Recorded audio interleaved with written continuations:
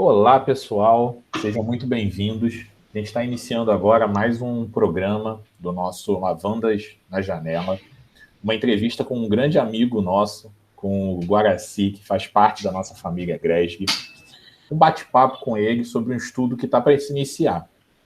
Para apresentar esse nosso grande amigo, o médium Guaraci de Lima Silveira nasceu na cidade mineira de Oliveira Fortes.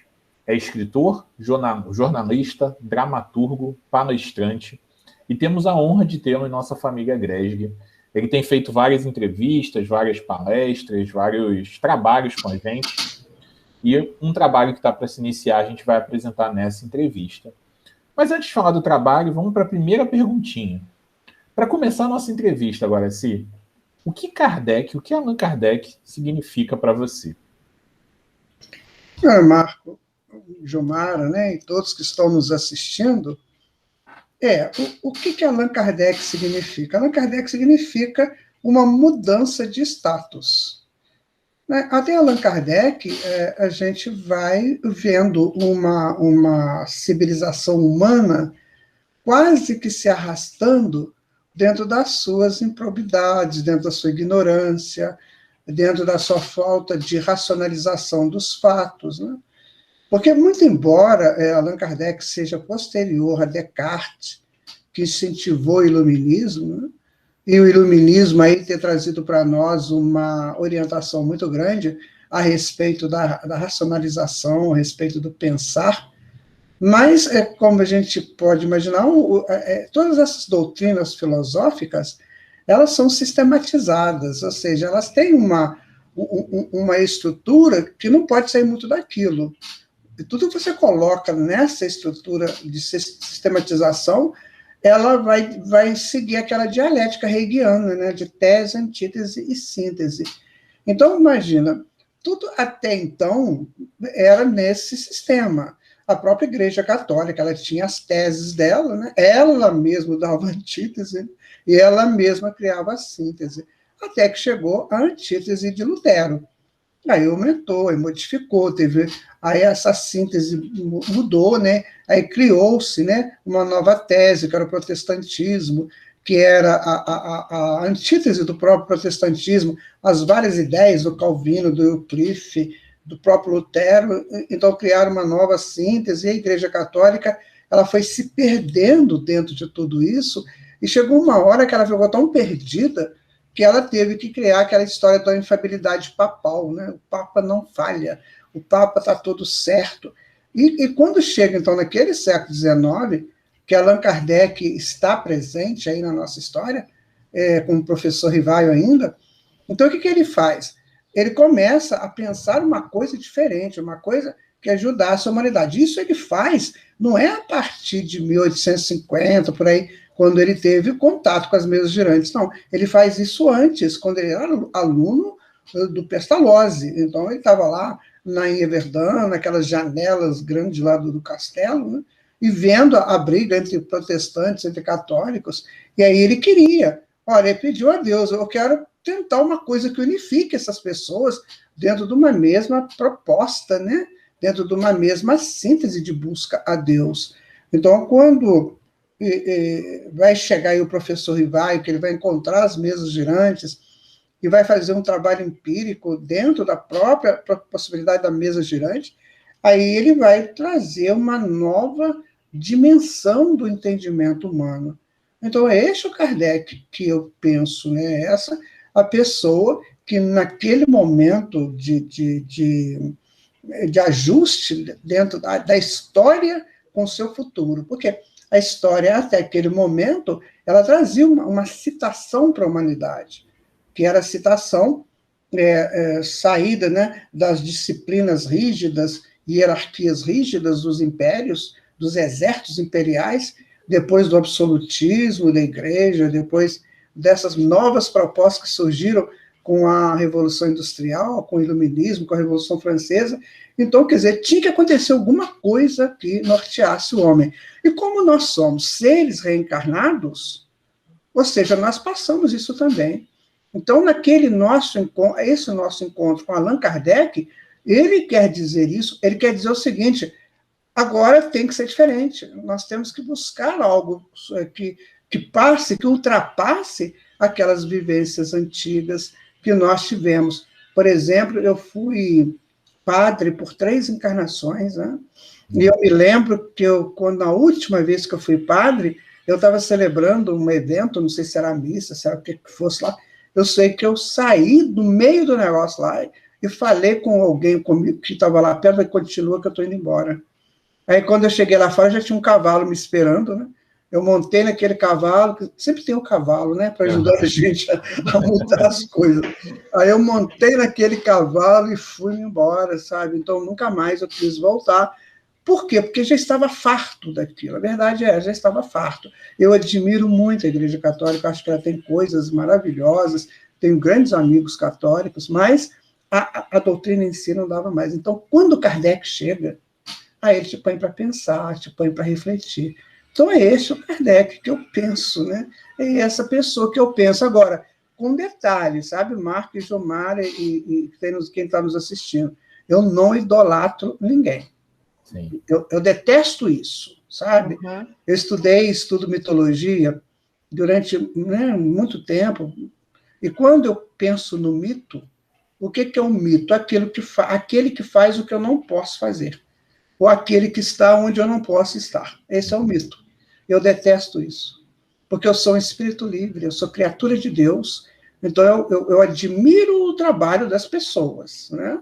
Eu admiro. Eu gosto muito da frase de Jesus, quando ele resolve essa questão do mito, né? Quando ele fala assim, vós sois deuses, podeis fazer o que eu faço e muito mais. Então, neste momento, ele elimina qualquer possibilidade de você mitificar alguém. Então, quando Sócrates nos convida para a racionalização, para buscar a lógica, acabou o mito, né? Então, o mito valeu até ali, volta do século V a.C., né?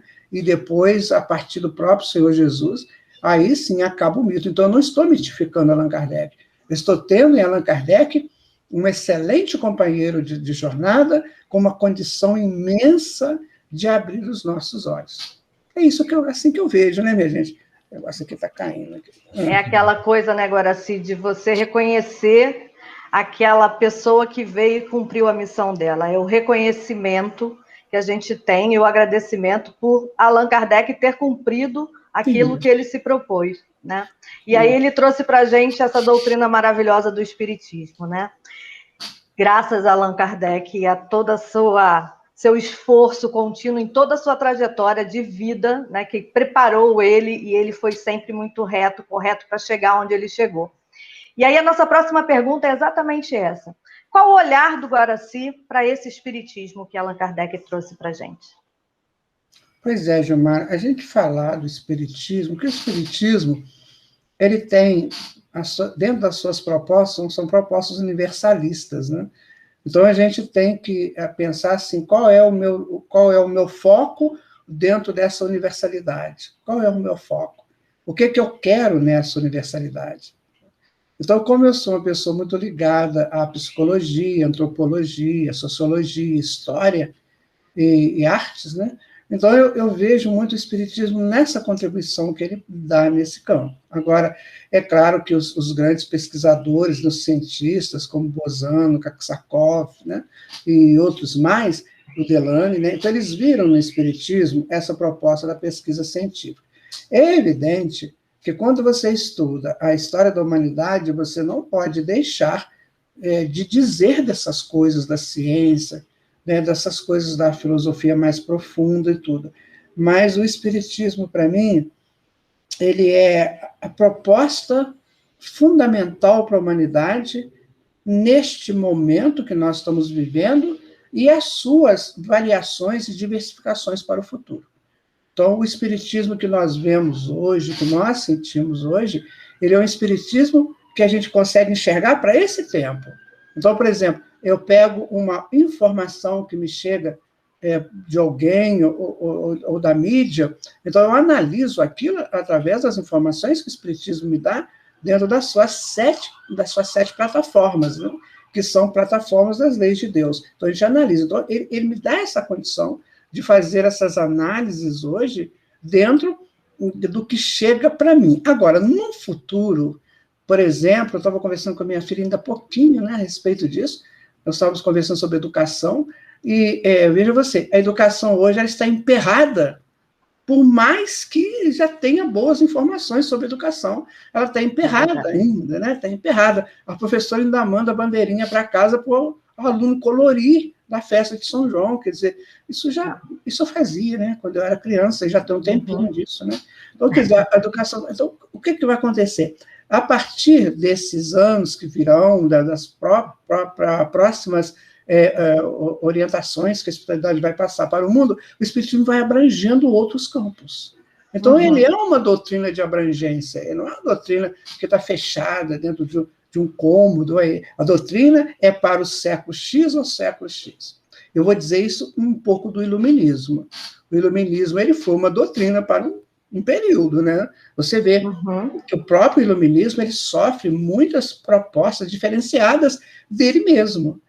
Então, ele foi muito maravilhoso no século XVIII, ali, 17, 18, começando com Descartes, né? Começando dentro daquela estrutura da racionalização, próprio Baruch Spinoza, né? Baruch Spinoza, desculpa, ele falando já isso também, o Nietzsche, essa turma toda aí. Mas, quando você tem hoje a informação filosófica trazida pelo Espiritismo, você observa que isso muda, por causa, principalmente, de dois fatores, que é a imortalidade e a reencarnação. Então, essas duas coisas, elas mudam conceitualmente toda a proposta filosófica que nós tivemos até chegar ao Espiritismo. Então, você observa. Por quê? O que acontece? Os grandes pensadores, né, eles foram excelentes pensando o mundo físico. Sim. Pensaram o mundo físico. Só. Não podiam... Né? Tinha pensador que, por exemplo, na área da literatura, você via lá, né, aqueles literatos do século XIX, eles procurando, de alguma maneira, uma resposta para a vida. Mas o que vai acontecer comigo? Eu vou morrer, eu vou desaparecer e tal. Você vê isso nos poemas deles, né? Lá daquela fase. E o que acontece? A doutrina espírita chega, o espiritismo chega e fala, meu irmão, você é imortal e você está num processo aí de crescimento contínuo, né? Utilizando para isso várias experiências no corpo físico. Bom, isso muda tudo. Isso vai mudar tudo. Ou seja, aquele filósofo que dentro da sua escola de filosofia ele entendeu isso, ótimo, ele vai se adaptar. Agora, aquele que não entendeu, vai ficar. Nós vamos ver isso, né? Como que eles se paravam ali. Eu tinha um movimento, o Gilmar e Marco, muito interessante, que era o movimento do ecletismo, né? Aquela galera não sabia bem o que eles queriam. Eles não sabiam se eles queriam materialismo ou a espiritualidade, o espiritualismo. Eles não sabiam. Então, uma hora eu aceito isso, outra hora eu aceito aquilo. Vai depender da Lua. Não sei se vocês Depende sabem. Da minha conveniência, né? Isso. Era aquela coisa, aquele momento. Exato. Existe, não sei se vocês conhecem, que existia o Clube da Lua, né? Isso era verdade. O que era? Porque não tinha luz elétrica. E o povo lá gostava de refletir à noite. Então, existia o Clube da Lua Cheia, que toda vez que tinha lua cheia, eles reuniam para discutir lá à noite. Então, isso era muito interessante. Era o Clube da Lua Cheia, sabe? No Clube da Lua Cheia, aí eu faço essa proposta, você faz aquela, você faz... Quando chega o Espiritismo, aí fala assim, meu amigo, você é imortal, tá? Não tem como, você deve ao universo, você acha que você já usou do universo aí alguns trilhões de anos, agora vai abandonar tudo? Não, ele investiu em você.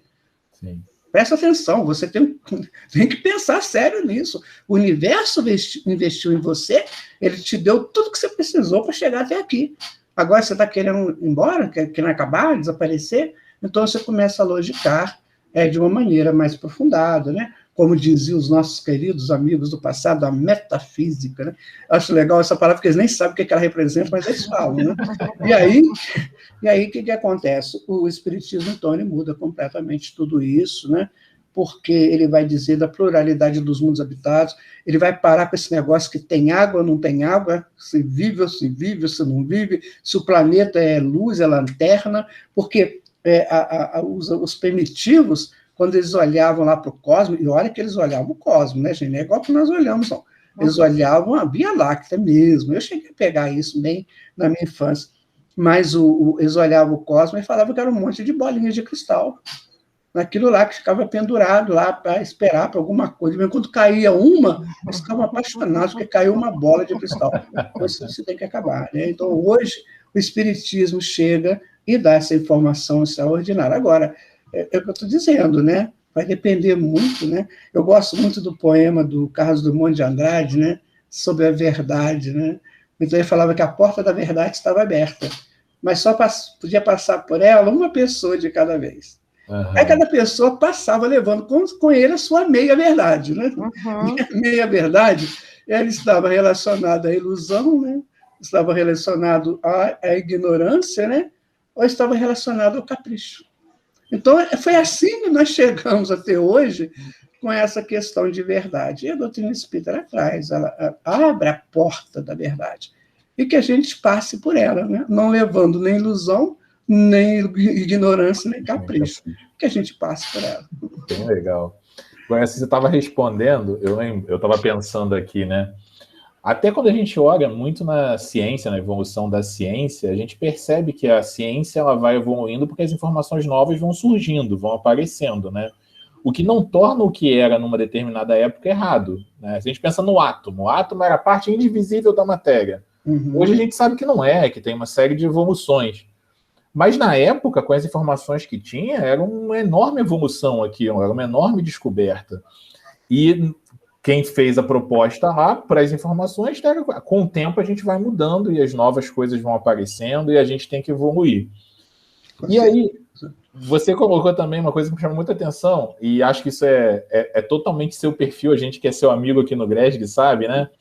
Do estudo, das áreas, da busca da informação, do conhecimento, da física, da antropologia, da filosofia, de áreas de características diferentes, mas que se complementam, que elas se juntam, elas não são separadas, elas se juntas, somam o conhecimento.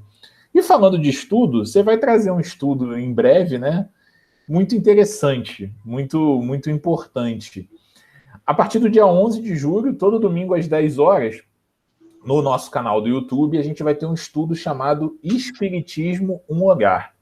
Tenho certeza que está todo mundo agora ansioso por esse início. E a gente queria saber um pouquinho, para que o pessoal conheça, para que você mostre para a gente, como surgiu a ideia desse estudo, né? Da onde veio? Como é que ele apareceu? Eu tenho aqui em Juiz de Fora, gente, um grande amigo, né? Que é o Zenóbio. O Zenóbio é uma pessoa muito conhecida aqui do movimento espírita, aqui de Juiz de Fora, sabe? O Zenóbio hoje deve estar com uns 86, 87 anos, né? E o Zenóbio um dia chegou para mim com um monte de livro, aí ele falou para mim assim, na minha experiência de vida, quando um espírito que estuda, desencarna, a família queima os livros dele, queima assim, dá de qualquer jeito, joga para lá, não liga, né? Os livros que eu tenho são muito bons, eu queria dar para pessoas que realmente fizessem bom uso deles. Ele me deu um monte de livro. Aí, entre esses livros, tudo livro bom, livro até autografado para ele. Aí, dentro desses livros, veio um chamado Em Torno de Kardec, que é da editora La Chatre, né? Ela fez uma captação através de vários articulistas, né? De vários momentos que permearam ali a chegada do Espiritismo. Então, o livro é muito interessante, achei muito bom, né? E aí comecei a estudar, falei assim, isso não veio para mim por acaso. Uma hora dessa ainda vai ser útil. E guardei o livro. Quando foi em dezembro do ano passado, assim que eu terminei de montar a Caminho da Luz, né? Aí eu falei assim, agora, o que eu vou fazer? Qual é o trabalho? Então, me pediram um trabalho, não sei, uma cidade, me pediu um estudo sobre Allan Kardec. Daí eu fiz um estudo, né, sobre Allan Kardec e achei assim, nossa, está na hora de falar isso. Está na hora da gente colocar no YouTube, né, em algum lugar, essas informações mais, assim, mais aprofundadas de Allan Kardec.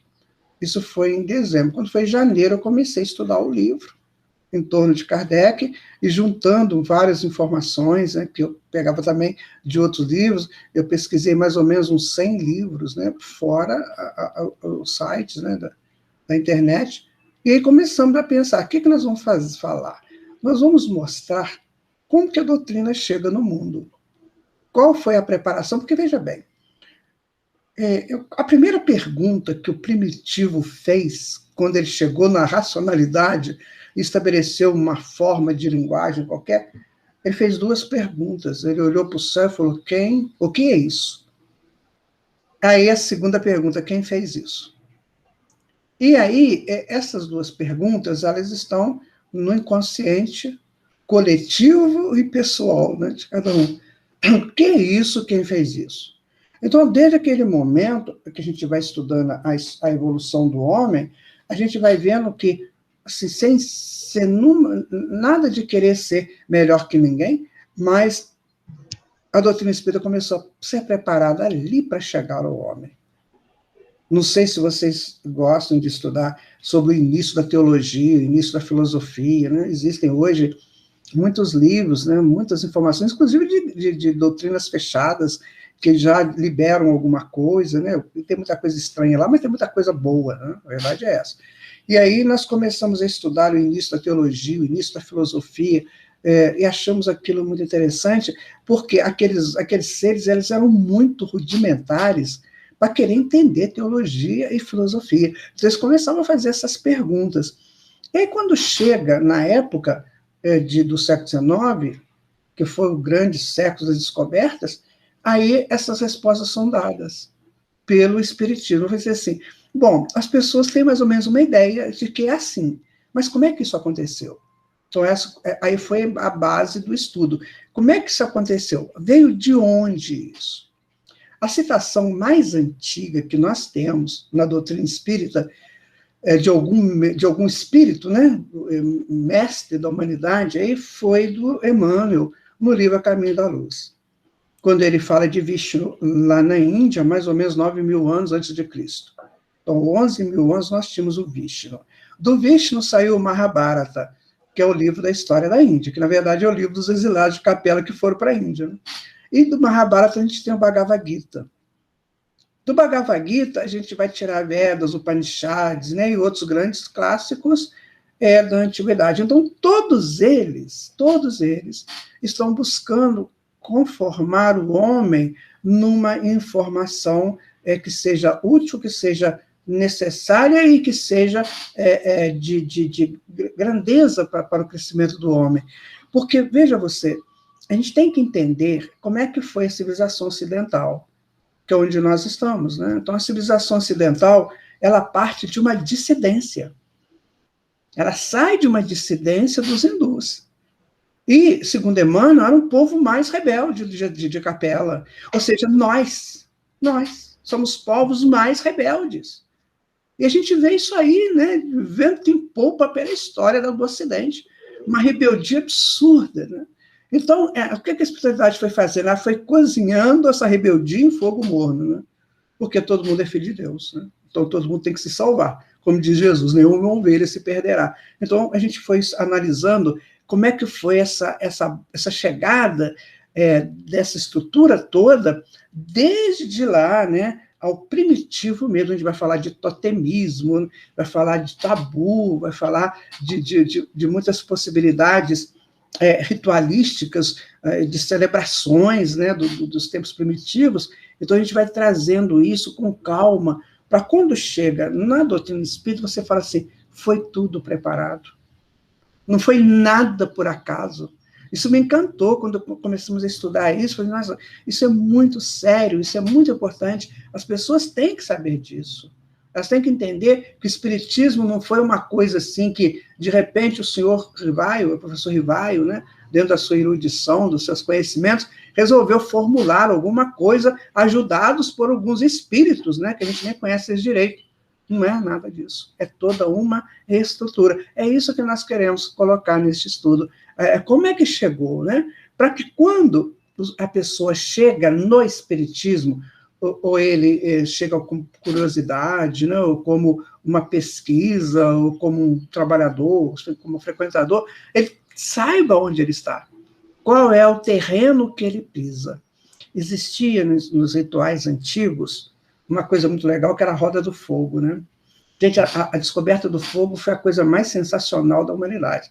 Nossa, é fantástica a descoberta do fogo. O que eles fizeram com fogo, os ritos que eles criaram com fogo, o deus Agni, né?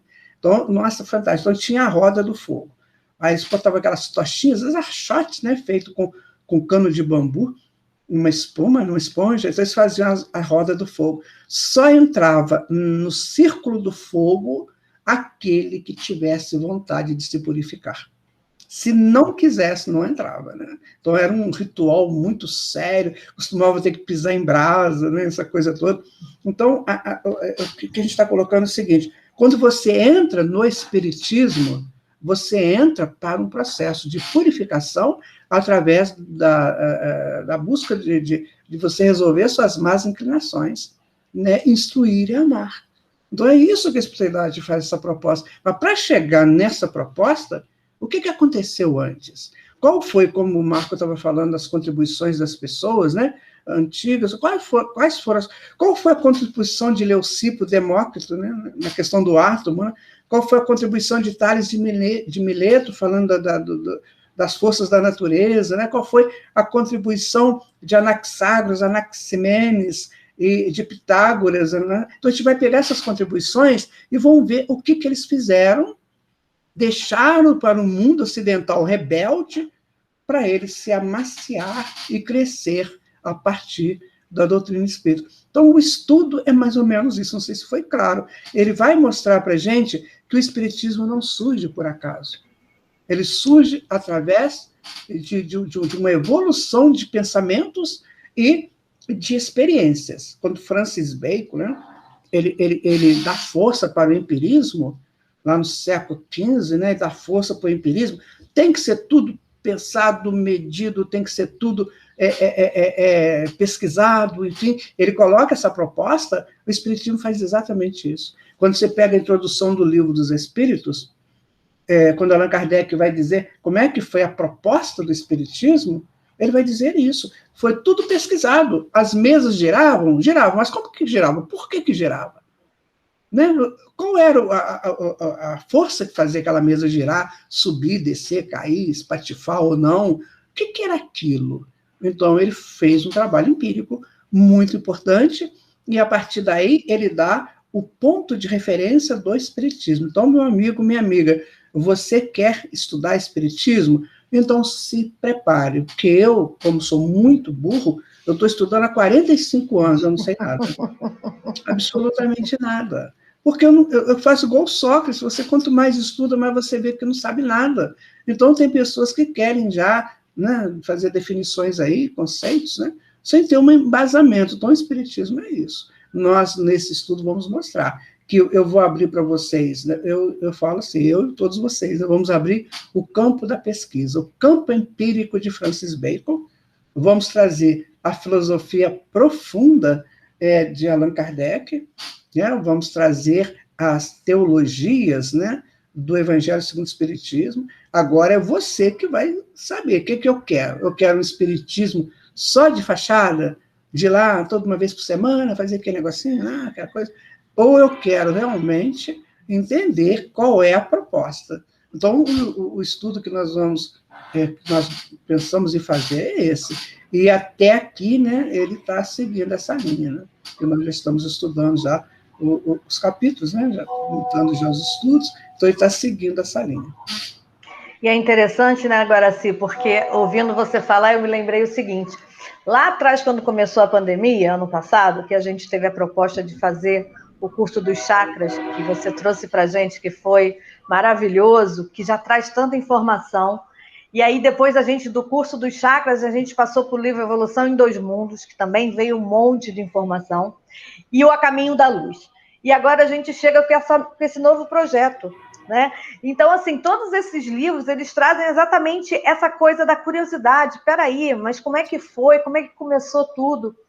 E, para mim, assim, pessoalmente falando, era sempre um questionamento que eu tinha, né, de querer ver como é que estava o mundo naquele momento que o Espiritismo chegou, qual foi, né, na verdade, a ligação que todos aqueles acontecimentos têm. E aí você trouxe esse trabalho maravilhoso aqui, né, para a gente. Eu acho que nada é por acaso, a gente vem trazendo todo esse trabalho aí que a gente tem lá no YouTube, todas essas aulas, que se vocês não viram, por favor, assistam, porque é maravilhoso. E agora você traz essa ideia de poder explicar para a gente exatamente esses pontos, né? Esses fios soltos. E esse projeto, o Espiritismo Olhar, vão ser com quantos episódios? Fala mais um pouquinho para a gente. Como é que vai ser desenvolvido esses episódios? Pois é, né, Gilmar, o negócio é sério, sabe? Porque é o seguinte, a gente não faz sozinho nada, absolutamente nada. Então, quando nós começamos a bolar, fazer a planilha, né, do estudo, nós pensamos em 42 estudos, certo? Aí começamos. De repente, eu falei assim, gente, nós não falamos de religião passada, temos que falar sobre ele. Aí eu fui para 43, né? Aí, quando foi outro dia, nós chegamos no estudo 11, aí eu só escutei assim, para tudo. Aí eu parei e falei assim, ele falou, reflita, né, que os mentores, eu converso com os espíritos, né, gente, isso não é mistério para ninguém, né, eu nunca escondi isso e não sou nenhum Chico Xavier, nem Divaldo Franco, mas eu também converso, né, dentro da minha pequena possibilidade. Então eles falaram assim comigo, para tudo, faça uma revisão, porque senão as pessoas vão se perder dentro de tantas informações. Aí, minha gente, saiu mais um estudo extra, né? O estudo 11 para o estudo 12 é um estudo extra. Aí, estou indo, né? Eu estou já no estudo 13, montando já o estudo 13, né? Não, 13 já está montado, eu vou fazer agora o 14. E aí, o que acontece? Já foi para 44. Então, eu não sei, vai ser em torno disso, né? Porque eu não sei se eles vão falar para fazer um outro estudo extra. Eu acredito que sim, né? Porque vai chegando uma hora que vão tendo muitas informações e aí a pessoa tem que dar uma parada, porque você joga todo domingo um cômputo de informações, e aí essas informações elas vão avolumando, então você tem que falar um dia, vamos ver o que a gente fez até aqui, isso é didático, né? Então a gente vamos ver o que a gente fez até aqui, para a gente não perder o fio da meada. Então está sendo assim, no estudo extra, por exemplo, eu convidei o professor Bruno Morgado, aí do Rio de Janeiro, né? E ele deu para a gente uma aula sobre Revolução Industrial, Revolução Francesa. Que maravilha. Ele já tinha falado sobre Renascimento e Iluminismo. Aí ele fala agora sobre Revolução. Então, aquilo entra no estudo 13, no estudo extra, como um adendo de luxo, né? Porque a pessoa já parou para pensar em Revolução Industrial, Revolução Francesa, realmente qual era o objetivo dessas revoluções, nessas grandes revoluções que nós tivemos, foram 4 grandes revoluções, né, que nós tivemos. Então ele falou sobre essas 4 revoluções. Então, quer dizer, a gente não sabe, eu penso que deve ser em torno de uns 40 e poucos estudos, sabe? A não ser que a espiritualidade resolva avançar, e às vezes num estudo extra, eles coloquem lá coisas, por exemplo, que eu ainda não sei, que eu, pelo menos, tenho dificuldade de entender. Então, pode ser que eles façam. Por quê? Quando eu psicografei o livro Elisa na Ilha do Sol, que é uma das coisas mais complicadas que eu já fiz na minha vida, acabamos agora, né? Acabei de psicografar os últimos 2 capítulos, o 19 e o 20, e quando eu estava psicografando aquilo, eu falei, gente, eu não vou dar conta disso. É muito profundo esse negócio. E aí eles iam me mostrando os quadros. Quando eu psicografei o Tocados por Ele, eles me levavam nos lugares para eu ver. Uma vez eles mandaram eu olhar para o céu, era uma noite linda, eu estava na casa de um amigo meu, mais retirado aqui da cidade, e o céu estava todo estrelado, aí eles me olharam para mim, quando eu olhei para o céu, eles me mostraram uma cena vivida com Jesus. Quer dizer, que deve estar gravado lá, não sei aonde, eles me mostraram aquilo. Então eu falei assim, então a gente tem essa possibilidade, então vamos pegar por essa possibilidade. Então pode ser que aconteça, né, gente? Que passe de 44, 45 estudos, mas eu penso que não vai muito longe disso, não. Eu penso, né? Nós estamos muito no início dele ainda, eu penso que seja isso. Então, vão chegar momentos aí que pode ser que tenha que haver alguns desdobramentos, né, para explicar melhor a informação, por exemplo, quando a gente for falar da medicina, né, como é que a medicina evoluiu para chegar até na época do século XIX, nossa, tem muita coisa implícita aí, né? Porque tem muito curandeirismo, eu gosto muito de curandeiro, eu adoro curandeiro, gente, vocês não têm noção como eu adoro. Quando eu era criança, meu Deus do céu, eu quebrava lá qualquer coisa, né? Eu era moleque, aí eu quebrava qualquer coisa, aí levava numa dona lá, ela pegava um pedaço de pano e ia cozendo aquele pano e falando um monte de coisa que eu não entendia nada que ela estava falando, e o pé consertava. Eu falava, mas como é que pode isso, né? Aí, passado um tempo, eu fiz um curso de curandeirismo. O que ela falava era só assim, em síntese era só isso: Senhor Jesus, ajuda meu filhinho, Senhor Jesus. Só que ela falava de uma outra maneira, quer dizer, ela estava em prece profunda. Ela estava... Gente, isso tem que passar para as pessoas, não tem? Sim, tem. Disso, é um conhecimento, né? Acabar com essa bobagem, né? De que só vale, né? Aquela coisa bem, né? Bem clássica. Nossa, tem muita coisa linda que nós vivemos por aí. E o conhecimento nos liberta desses preconceitos, né? Agora, assim, é maravilhoso isso, é verdade. Então, que sejam quantos forem necessários, a gente não está reclamando. Isso que eu ia falar, a gente está em construção, na verdade. Né? Exatamente. Eu tenho um amigo que era curandeiro, sabe? E um dia desse eu fui lá. Ele falou comigo assim, eu vou te passar o fogo. Eu falei, o quê? Eu vou te dar um banho de fogo. Eu falei, Jesus amado, eu estou perdido. Gente, que coisa sensacional. Aquilo é motivo de estudo, sabe? Aquilo ali tem que gente da NASA lá para estudar aquilo. Tem, porque o negócio é sério, é maravilhoso. Ele pega umas ervas, sabe? Aí essas ervas têm a sua família, né? E dentro da família, o que ela faz, sabe? Aí ele põe esse fogo na erva e joga e vai passando no corpo da gente, a gente vai sentindo aquele cheiro, aquela libertação. Eu falei, isso tem que ser estudado, isso não é assim não, peraí. Isso tem que ter um estudo para isso, né? Ele falou comigo assim, foi assim, meu amigo, que as pessoas curavam dor de dente, que não tinha dentista. As pessoas curavam dor de parto, essas coisas todas, por aí. É verdade. Você falou de um trabalho, até divulgando também, né, aproveitando a deixa, do Elisa na Ilha do Sol, que está lá no site do GRESG, né, quem quiser, no GRESG.org, quem quiser entrar depois, é um material riquíssimo ali, de também muita profundidade, eu acho que é muito interessante. Você tem uma ideia, Marco, no capítulo 19, no capítulo 19, eu sonhei o capítulo. Nossa! Eu vivia o sonho, eu falei, nossa. Aí depois, quando acordei, era o capítulo. Aí, inclusive, a Simone me pediu, né, para mandar o capítulo.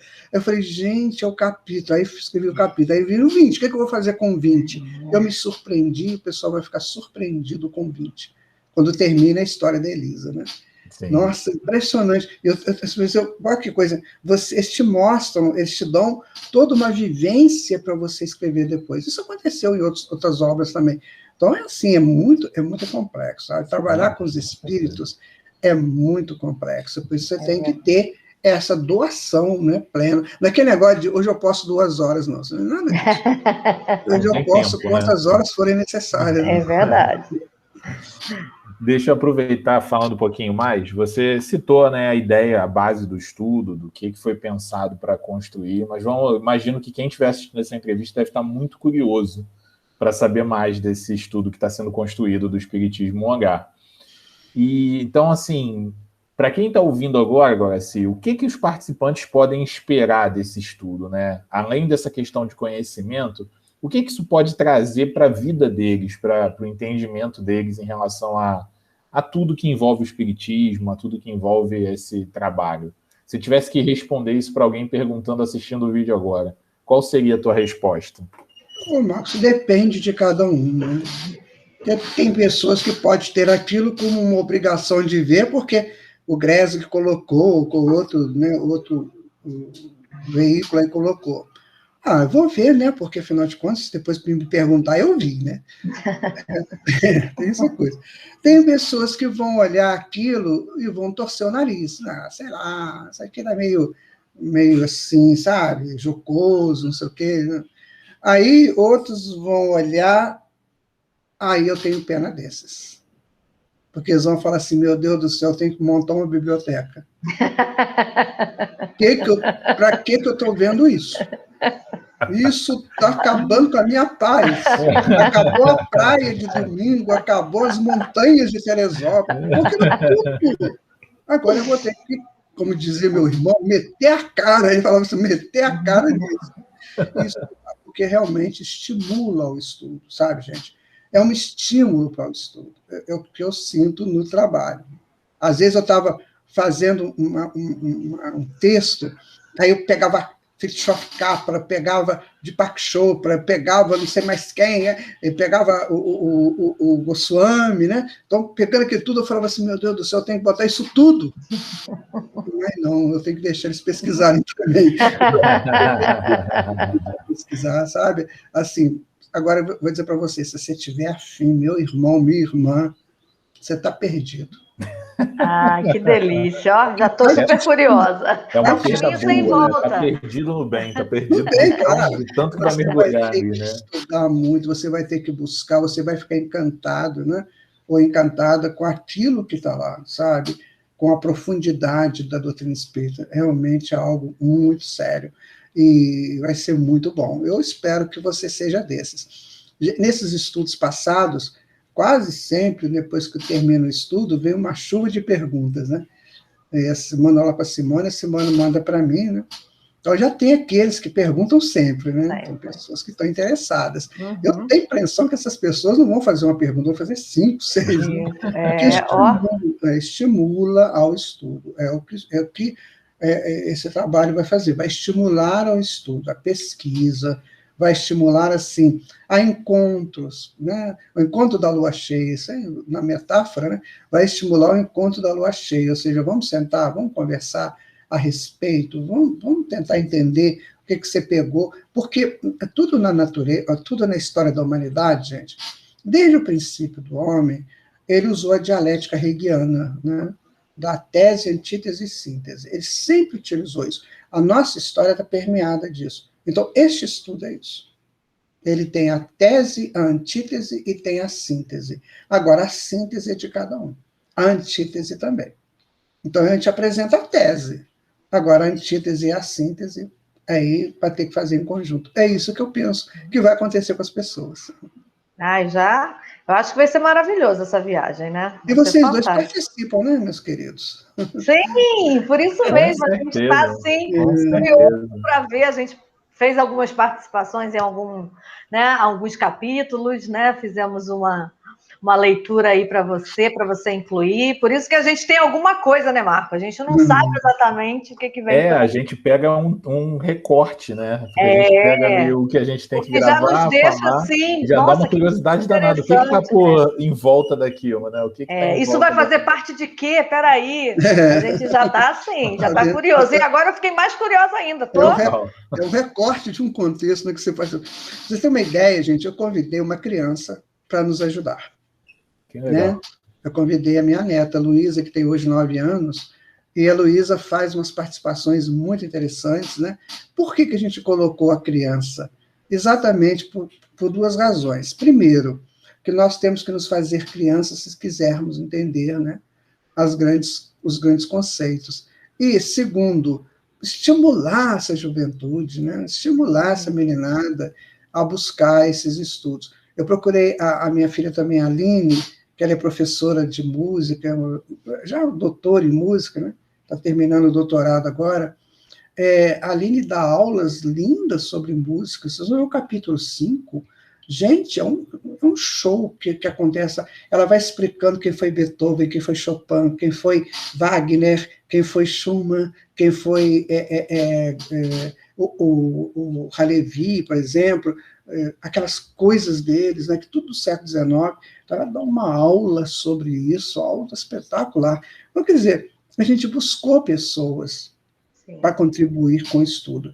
Nessa busca, nessa contribuição, desde a mais especializada ou não, né, a gente buscou falar isso. Todos nós estamos dentro do estudo.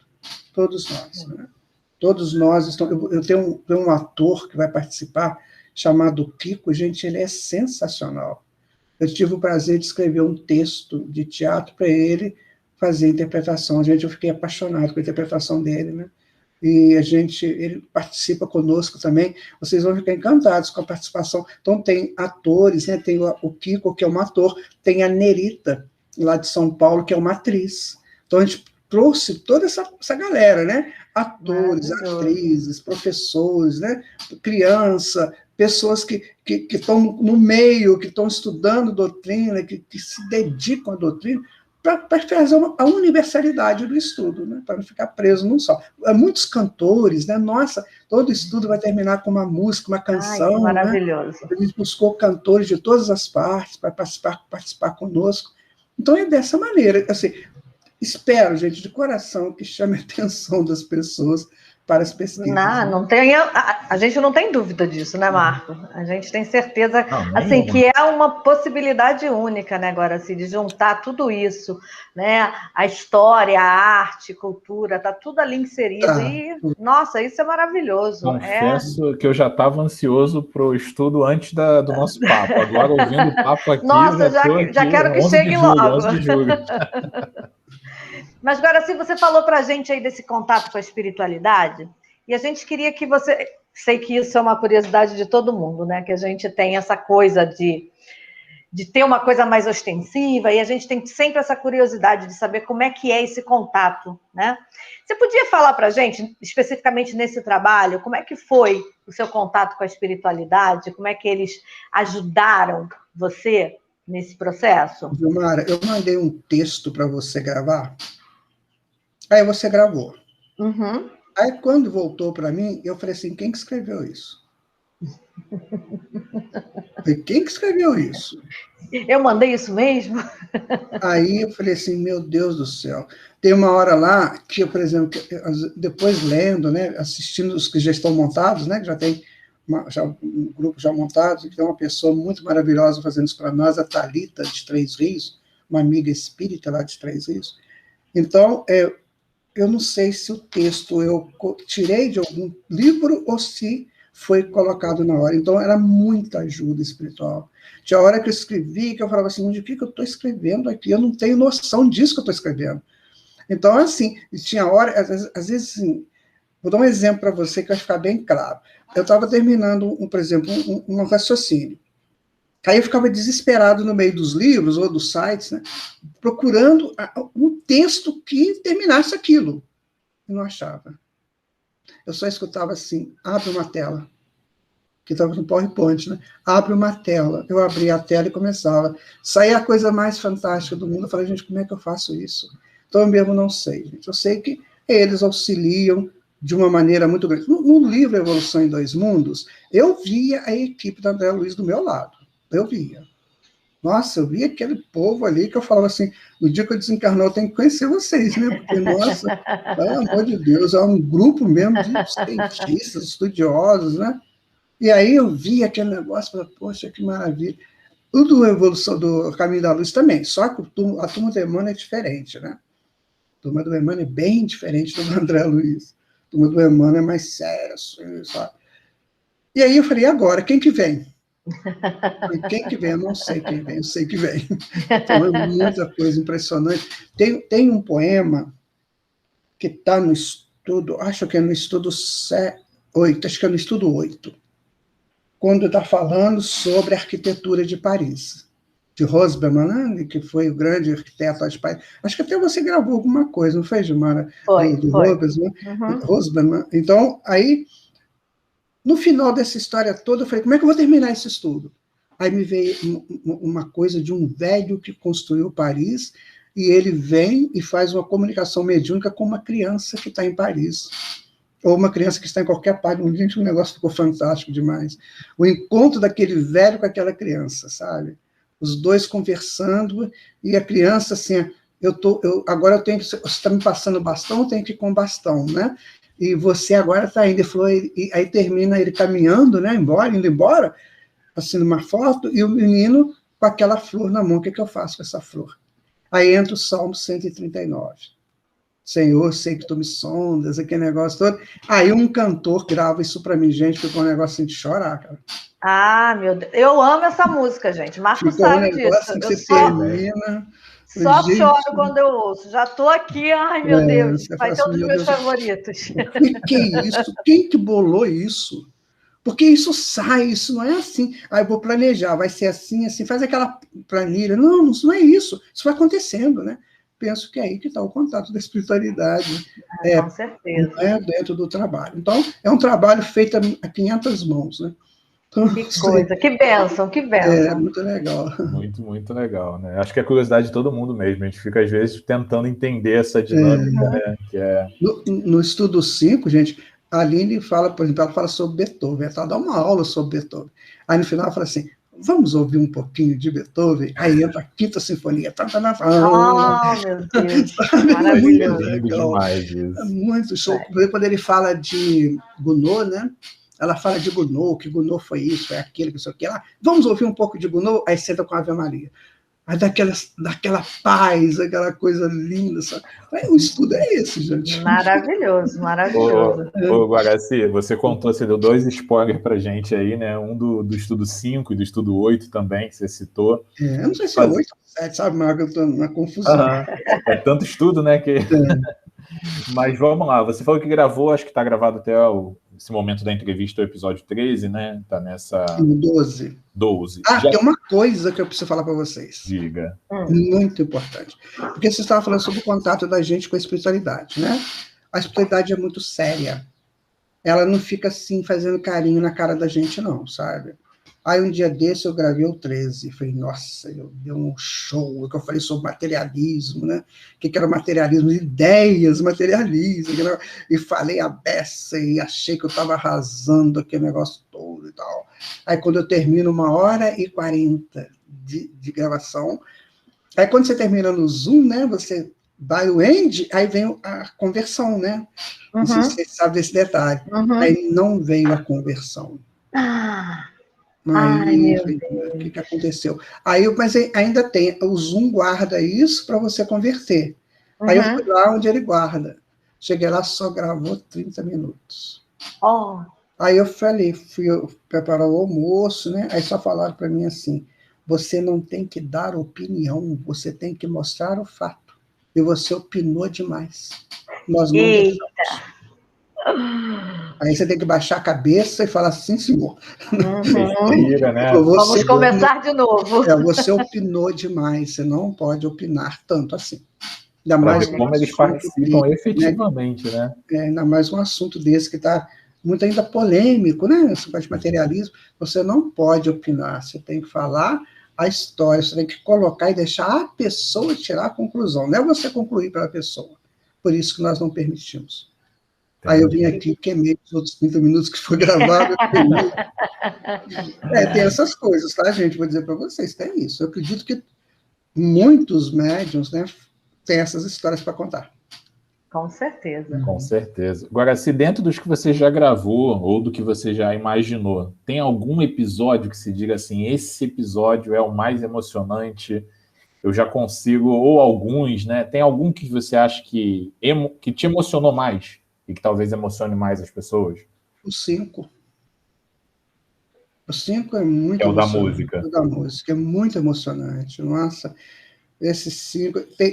Teve episódio que depois de pronto, de editado, né? Que eu assistia, que era difícil de segurar a emoção, né? Mas o 5, assim, ele é muito interessante. Porque tem uma fala do Rossini, no 5, que ele fala... que para ele voltar a falar sobre música, ele tinha que voltar como mestre, e ele ainda não era mestre. Nossa, quando você escuta isso de uma pessoa desse nível, né? Ele fala, inclusive a Aline que gravou isso para mim, esse texto, está no Obras Póstumas, então você pode olhar lá no Obras Póstumas. Então ele diz isso, olha, para se falar sobre música, você tem que ser um mestre, eu ainda não sou esse mestre ainda. Então eu prefiro aguardar o tempo. Gente, isso aí é para refletir muito, né? Tem muita gente aí que gosta de dar umas opiniões meio assim avançadas, né? Enquanto não tem absolutamente contexto nenhum dentro delas. Então, o 5 me marcou muito, né? Me marcou muito. Agora, existem, né? Os que estou falando, os que já estão prontos, né? Não estou falando de todos, porque tem impressão que lá, mas quando a gente entrar no espiritismo mesmo, vai ter muita coisa ali que vai ser muito emocionante, mas o 5 é dentro dessa proposta de arte e educação, né? Eu trabalhei com um grupo de teatro educativo mais de 30 anos, a nossa arte era uma arte educativa, então, dentro dessa arte e educação, o 5 é o concurso até agora, né?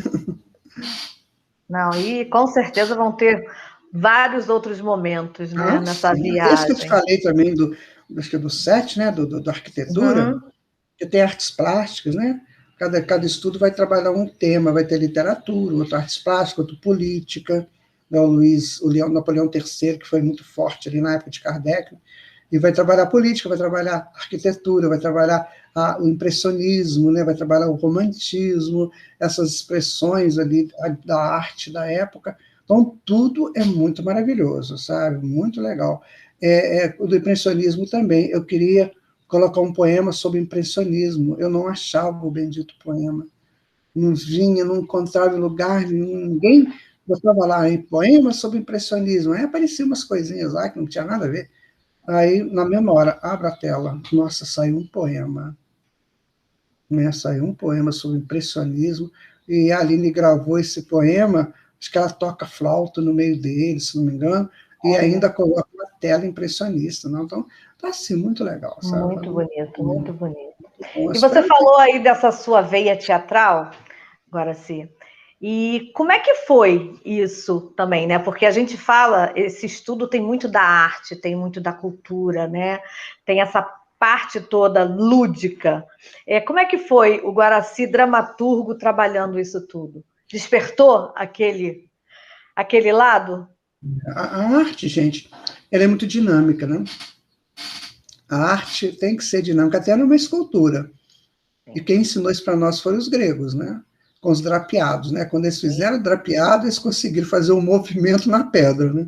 Então, quer dizer, a arte, ela é muito dinâmica, muito. Então, toda vez que você mexe com arte em algum trabalho, você tem que criar dinâmica para isso. Foi o que eu fiz.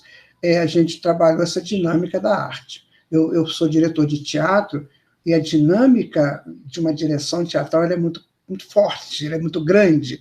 Ela abrange muitos campos da própria arte. Então, eu trabalhei essa dinâmica da arte dentro do estudo. Então, o estudo é dinâmico porque ele está embasado, né, nessa dinâmica da arte. A dramaturgia, ela consegue reunir numa só arte todas as artes. Então, o teatro é arte branca, né, porque ela reúne todas as outras artes. Você tem escultura, você tem pintura, você tem música, você tem interpretação, você tem várias coisas dentro do teatro. E aí você tem que fazer uma coisa muito, muito movimentada para que possa dar essa força da arte. Segundo consta, né, você tem filosofia, religião e ciência. Que são os 3 pilares do conhecimento humano. Mas aí você coloca uma argamassa entre eles. A argamassa é a arte. Então, ela dá movimento nesses pilares, sabe? Foi o que eu fiz. Certa feita, nós montamos uma peça em que os atores entravam fazendo aquela confusão, aquela coisa, sabe, andando. Eram os mitos, né? Os mitos andando, de repente eles paravam. Ficava uma estátua. Aí, de repente, eles iam saindo da estátua lentamente e fazendo outra estátua, que era o movimento da escultura, né? Do drapeado. Gente, então, essas coisas, elas fazem na alma do artista, elas dão para o artista todo o movimento que ele vai fazer em todos os seus trabalhos. Então, por isso a arte, né? Então, quando a gente entende por aí a arte, né? Porque a arte, na verdade, o artista, o que ele faz? Ele pega o abstrato que está nele, né? Transforma aquilo num concreto, para que a pessoa, ao ver o concreto, vá até o seu abstrato. Então, esse é o movimento da arte. Então, nós tentamos fazer isso no estudo.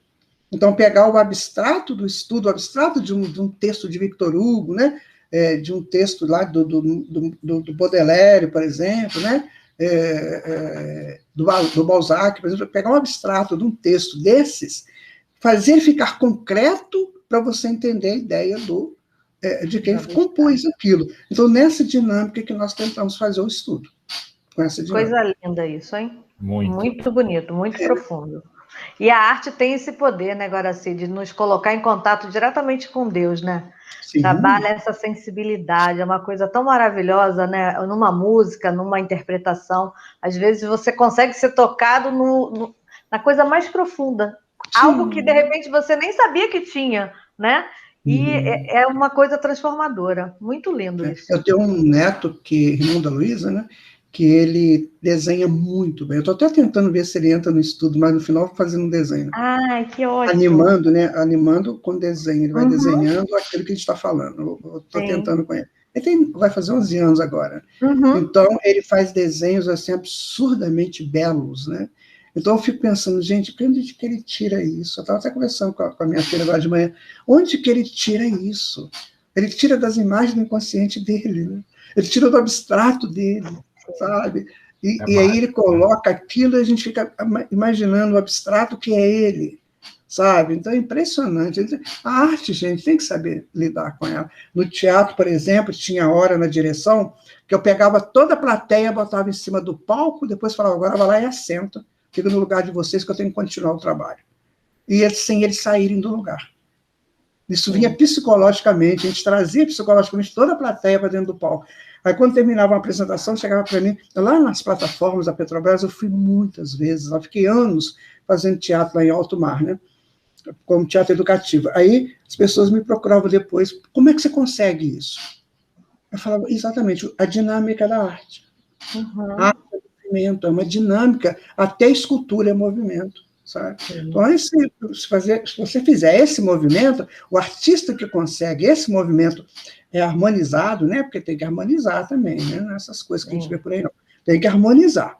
Se ele faz esse movimento belo, harmonizado, meu Deus, né? Coisas lindas que a gente faz. No futuro, a arte vai ser uma das grandes instrutoras da humanidade. Vai. Porque o cosmos é lindo, gente. Né? Ele é um movimento de arte, né, no cosmos. Fantástico. Muito, muito legal. Agora, se a gente está chegando agora na parte final aí do nosso bate-papo, da nossa conversa, e eu queria te fazer um último pedido antes da gente fazer o encerramento, que é você fazer um convite para quem está aqui assistindo agora, está aqui, ficou com a gente durante todo esse bate-papo, que deve estar encantado também, como a gente está aqui com tudo isso que se desenha para esse estudo que vai começar. Mas queria que te pedir isso. Faça um convite para alguém que está assistindo agora, para que ele participe, para que eles participem também com a gente desse estudo tão maravilhoso que vai se iniciar. Eu vou falar uma coisa, vocês vão ficar assustados. Existe uma situação que é a correlação perfeita do duplo etérico com o corpo físico. Sabe? O duplo etérico é um corpo que nós temos, que ele acaba com a morte física, né? Mas enquanto nós estamos aqui encarnados, ele é o nosso provedor, né? É o nosso dínamo de energias.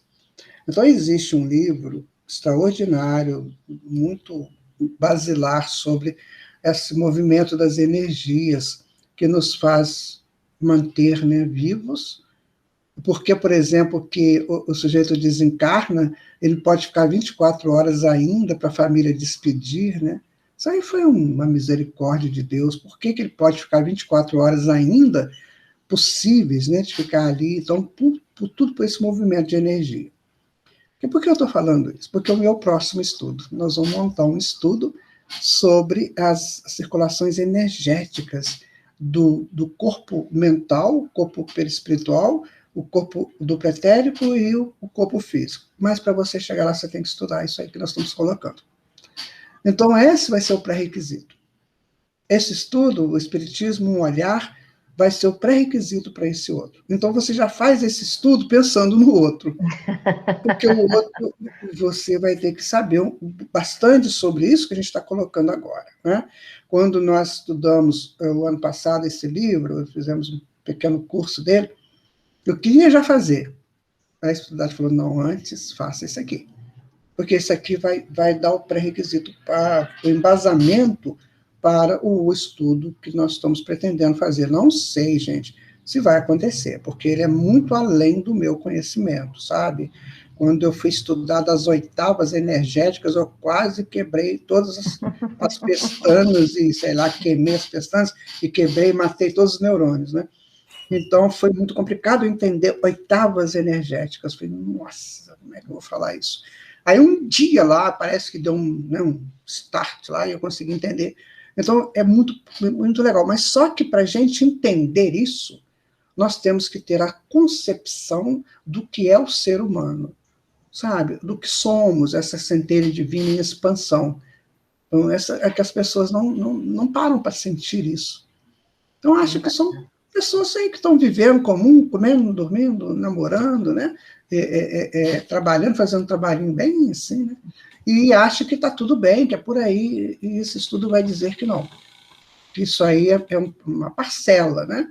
Que você precisa aprofundar um pouquinho mais nos conceitos da vida, né? nas coisas que a vida oferece. Então, é preciso saber que nós vivemos num universo, que esse universo ele é dinâmico e ele interage com o mundo que nós estamos, com a dimensão física, né, do mundo, a extrafísica, que ele interage individualmente, né, com cada pessoa.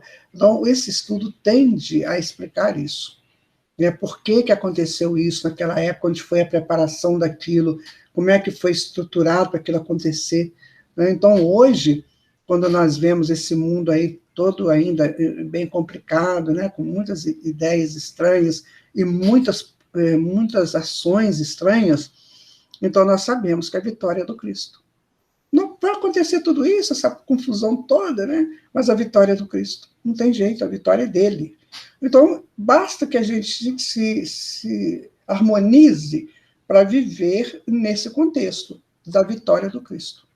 Quando Emmanuel, né, ele diz assim, Jesus usa da derrota aparente para ressurgir de dentre todas as ruínas possíveis, né, e fazer o mundo acontecer.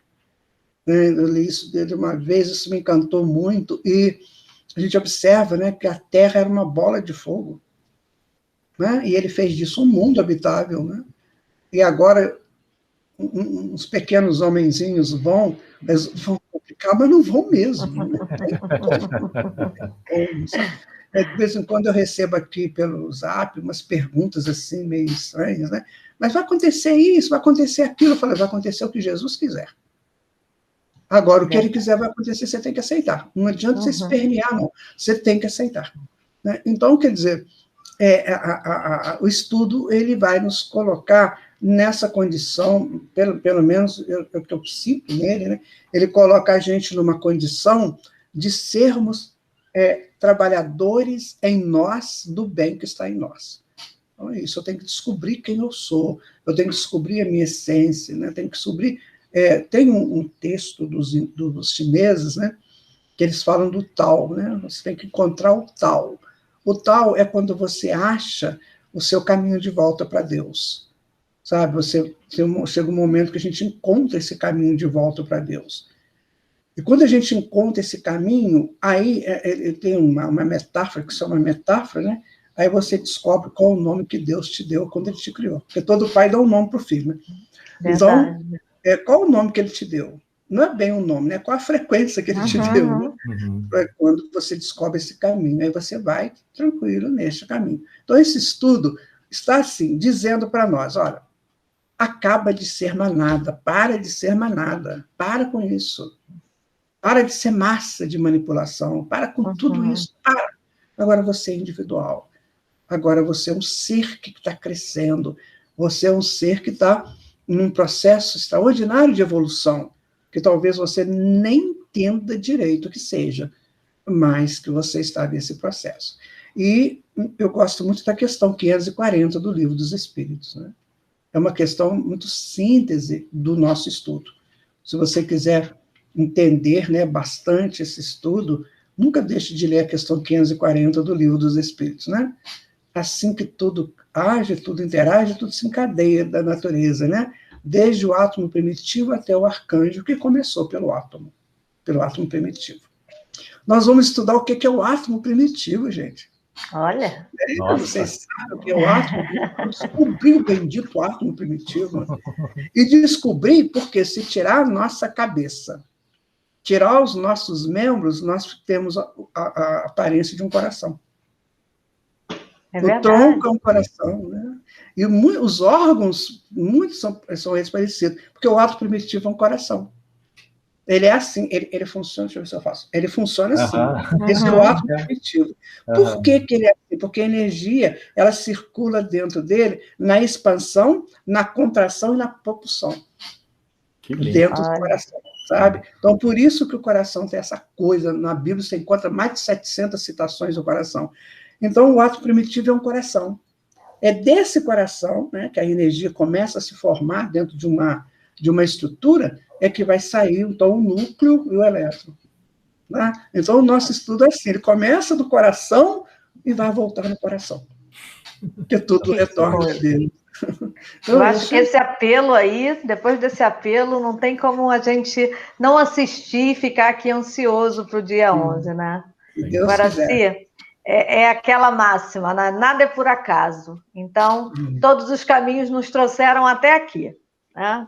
E aí, é aquela escolha, vamos continuar, vamos evoluir, vamos aprender, vamos nos melhorar. E é só um sim, né? A gente tem só que dizer, sim, eu quero. E a gente tem essa proposta maravilhosa que você trouxe para a gente. E a gente queria muito te agradecer por mais esse trabalho, por mais esse projeto, que a gente sabe. Você sabe como você é querido e o quanto que a gente é grato à espiritualidade por esse encontro, né? Ou melhor, esse reencontro nosso aqui. Então, assim, a gente quer muito que o dia 11 chegue para a gente poder começar esse projeto, porque tudo que a gente falou aqui hoje dá, assim, aquela certeza de que a gente vai ter uma viagem, assim, maravilhosa, né? Assim, tendo o contato com esse conhecimento, com tudo que você, através da espiritualidade maravilhosa, que com certeza está sempre nos guiando, trouxe para nos presentear, né, nesse 2021.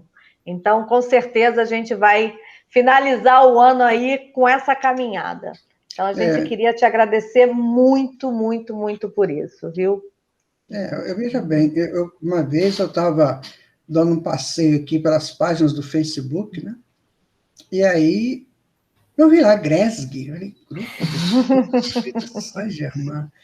E aí eu entrei, vi a foto de vocês, né? A turminha toda lá e tal. Aí na minha cabeça veio assim, você ainda vai trabalhar com eles.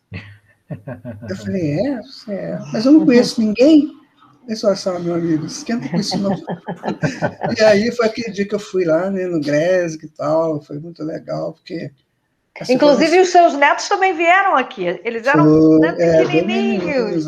E aí foi muito legal aquilo, e depois a Simone chamou para os trabalhos do Chakras, né?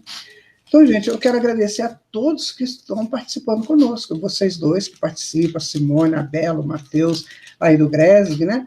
E tantos outros, né? A Aline, a Luísa, a Nerita, a Lília, minha nora também, que participa, que mais? O Kiko, né? E outros que estão participando conosco, os cantores, né? Agora eu consegui uma cantora, graças a Deus, que eu quero colocar uma cantora também. Então, eu quero agradecer todos eles, sabe? Que estão nos dando forças nesse trabalho, porque é um trabalho de equipe, né? A gente quis mostrar isso, que o Espiritismo foi criado, foi trazido para nós por uma equipe capitaneada pelo Espírito da Verdade. Então, que é isso que nós temos que pensar, né? Trabalhar nessa equipe. Eu digo para você que talvez no dia 11 esteja conosco, o dia 11 é uma data muito importante para mim, porque um grande ente querido meu libertou do mundo físico no dia 11, né? E eu me lembro tudo detalhadamente, já tem mais de 60 anos, eu me lembro detalhadamente como foi, ponto por ponto, e eu sabia que era uma libertação que precisava, estava muito doente, né? Que foi a minha mãe, né? Então, no dia 11 de julho de 1960, eu acho, ela foi embora. Então, todo 11 de julho, eu lembro dela, né? Que ela hoje deve estar bem mais tranquila, bem, né? Fazer outras coisas, e ela me deixou uma imagem muito bonita, de ternura. Então, assim, eu era muito criança, mas guardei isso comigo. Então, que começa essa nossa libertação, né? Dos entendimentos do Espiritismo no dia 11 de julho. E esse estudo vai ficar aí um bom tempo, né? Uns meses aí pela frente, que a gente possa aproveitar e estudar juntos. E quero dizer para as pessoas que estão aqui nos assistindo, que se você tiver dúvidas, e você não tiver assim, ou não pode, ou não queira pesquisar, manda a tua pergunta, tá? Já deixar isso aberto. Manda a sua pergunta, porque a sua pergunta a gente vai tentar responder. Se eu não souber, eu respondo na hora. Se eu não souber, eu vou responder depois. só mandar lá para a Simone, né, que ela cataloga isso lá, e manda para mim aqui. Nós vamos conversar sobre o estudo.